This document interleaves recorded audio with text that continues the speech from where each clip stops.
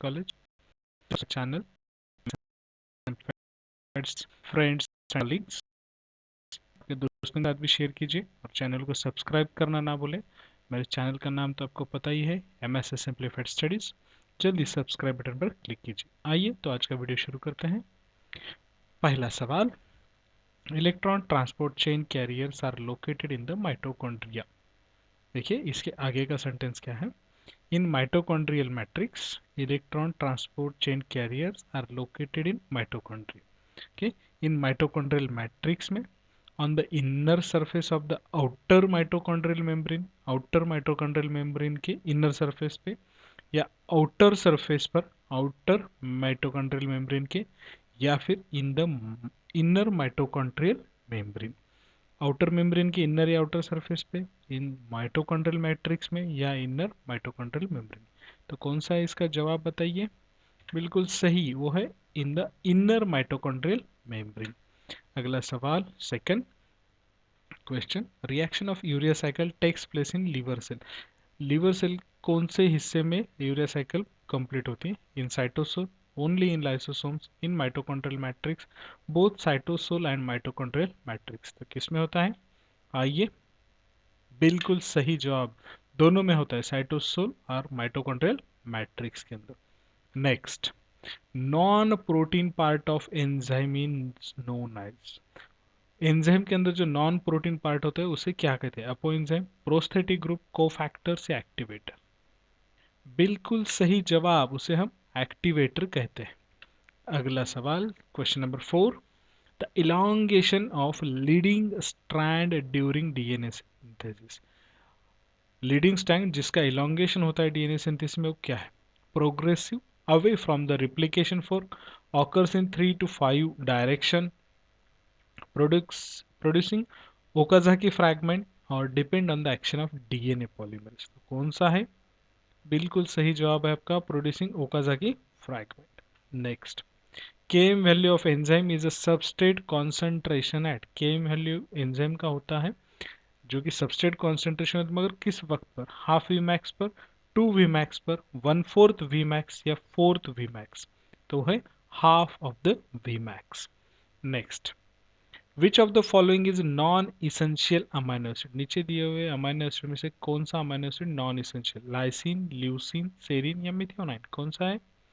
Yes, बिल्कुल सही जवाब, वो है serine.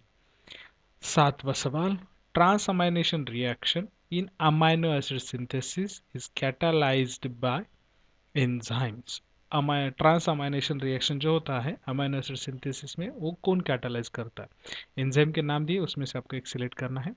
Nitric acid synthetase, D carboxylase, amino transferase, glutamate D carboxylase. बिल्कुल सही जवाब आपका, और वो है amino transferase. Question number 8, salvage pathway is used in the synthesis of. Salvage pathway किसके सिंथेसिस में यूज किया जाता है। अमाइनो एसिड के, कार्बोहाइड्रेट के, न्यूक्लियोटाइड के, या फैटी एसिड के। यस यस यस, वो है न्यूक्लियोटाइड के सिंथेसिस में सैल्वेज पाथवे यूज किया जाता है। Question number 9. Which of these is hereditary disease caused due to an error in an amino acid metabolism? Homocystinuria, albinism, phenylketonuria, branched chain ketoaciduria. Hereditary disease होता है जो कि amino acid metabolism की अंदर error की वजह से, तो कौन सा है वो है फिनाइल कीटोन यूरिया, ये disease. A competitive inhibitor of an enzyme has which of the following properties?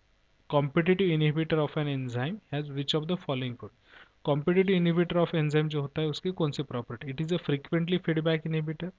It becomes covalently attached to an enzyme. It decreases the Vmax. It interferes with the substrate binding to the enzyme. बिल्कुल सही जवाब, it interferes with the substrate binding to the enzyme. वो substrate की binding enzyme के साथ होने नहीं देता, इसकी वजह से उसे कॉम्पिटिटिव इनहिबिटर कहा जाता है। Question number 11, in beta oxidation of fatty acid which of the following are utilised as coenzyme. Beta oxidation of fatty acid में नीचे दिए हुए एंजाइम को एंजाइम में से कौन सा को एंजाइम यूज किया जाता है। NAD plus and NADP plus, FADH2 and NADH plus H plus, FAD and FMN, FAD and NAD plus, बिल्कुल सही जवाब, FAD and NAD plus. Next, translation result in a formation of, translation result in a formation of, किसके formation में translation होता है? mRNA, tRNA, DNA या protein molecule? बिल्कुल सही जवाब, प्रोटीन मॉलिक्यूल को तैयार करने के लिए ही ट्रांसलेशन का एंड होता है। The two nitrogen items in urea arise from, जो यूरिया के अंदर दो नाइट्रोजन थे वो कहाँ से आते हैं? Ammonia and glutamine, glutamine and aspartic acid, glutamine and glutamic acid, ammonia and aspartic acid. तो जवाब है अमोनिया एंड एस्पार्टिक एसिड के द्वारा दोनों नाइट्रोजन यूरिया के आते हैं। Question number 14, one of the following enzyme in glycolysis catalyses an irreversible reaction, irreversible reaction है इनमें से, किसमें? Glycolysis.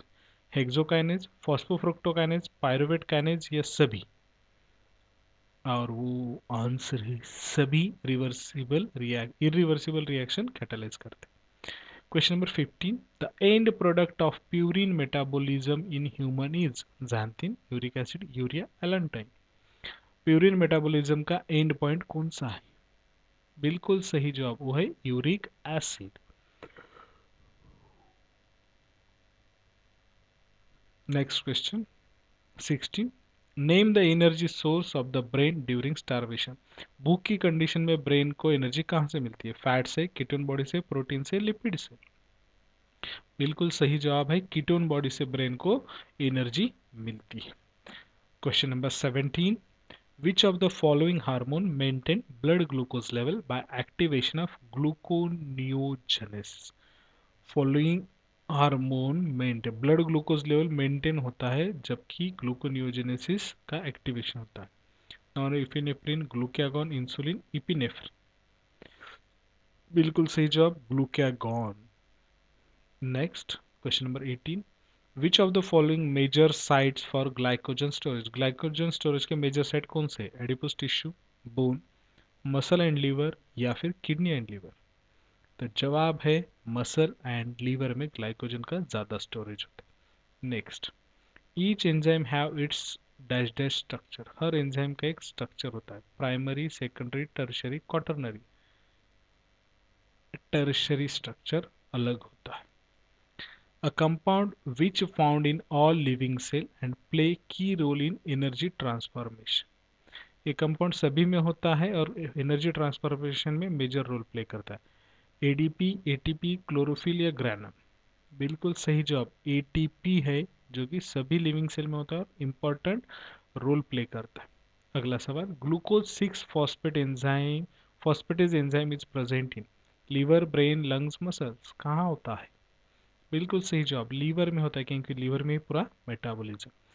Question number 22, which is the end product of gluconeogenesis pathway, which is the end product gluconeogenesis pathway का? Pyruvate, glucose, bile acid, oxaloacetate? कौन सा है? बिल्कुल सही जवाब, वो है ग्लूकोज एंड प्रोडक्ट होता है gluconeogenesis. 23, bile acid is synthesised in, bile acid कहाँ सिंथेसाइज होता है? किडनी में, लीवर में, इनिन में, स्टमक में? बिल्कुल सही जवाब, लीवर में ही सिंथेसाइज होता है। अगला सवाल, cellular respiration is an example of endogenic reaction, oxidation reaction, exergonic reaction, none of this? कौन सा है? बिल्कुल सही, एक्सर्गोनिक रिएक्शन है। और ये इस सेशन का आखिरी सवाल, इससे पहले चैनल को सब्सक्राइब कीजिए और वीडियो को लाइक कीजिएगा। ओके, आखिरी सवाल, hypercholesterolaemia is observe in the disorder, कौन से डिसऑर्डर में हाइपर कोलेस्टेरोलेमिया और सिम्टम्स के तौर पर दिखता है? Hyperthyroidism, diabetes mellitus, nephrotic syndrome में, सभी में? और जवाब है डायबिटीज मेलाइटिस में ये दिखता है। ओके, तो चैनल को सब्सक्राइब करना ना भूलें, वीडियो को लाइक करें और अपने दोस्तों के साथ इसे शेयर करें। Best of luck for your exams. Thank you, bye bye, Tata.